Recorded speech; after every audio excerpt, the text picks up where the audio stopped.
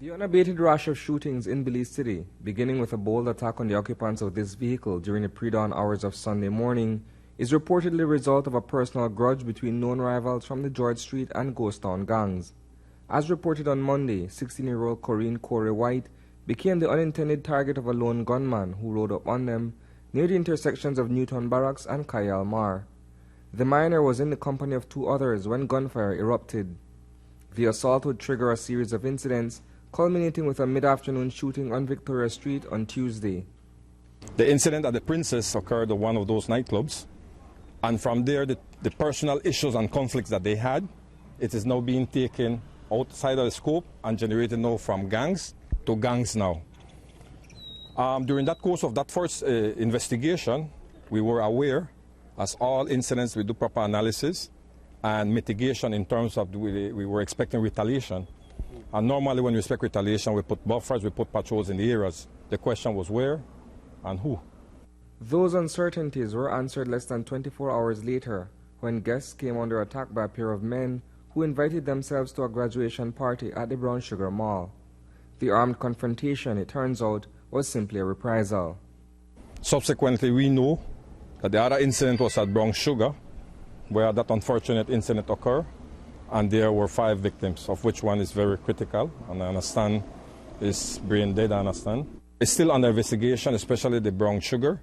It's still getting all the witnesses and people that were there. The crime scene has been reconstructing of the scene, reconstruction of that scene.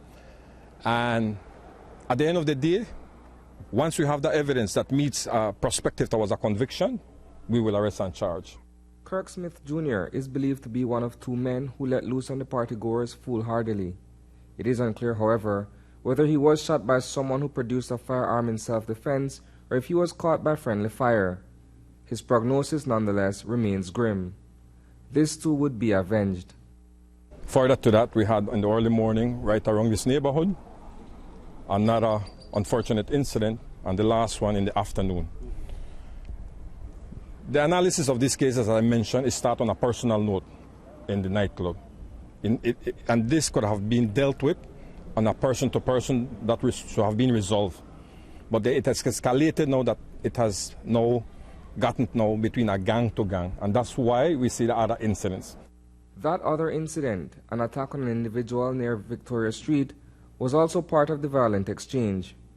We boosted up our patrols, as you have seen, in the key areas.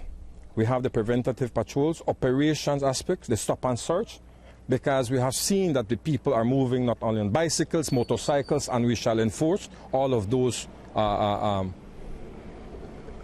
infringements if we see. Vehicles that have been tinted, you have seen the bridges, all the operation that needs to be done. While the police department has deployed additional boots on the ground, the role of the respective leaders cannot be overlooked. In this case, a meeting has been convened with the bosses of both Ghost Town and George Street. And most of the key players, whilst it's just like a father figure, they are telling them, I would call it like interrupters. But whilst they are telling them, they say that they are not responsible for those individual actions. Despite an arrest being made in one of the shootings, no charges have been brought thus far against the suspect. Reporting for News 5.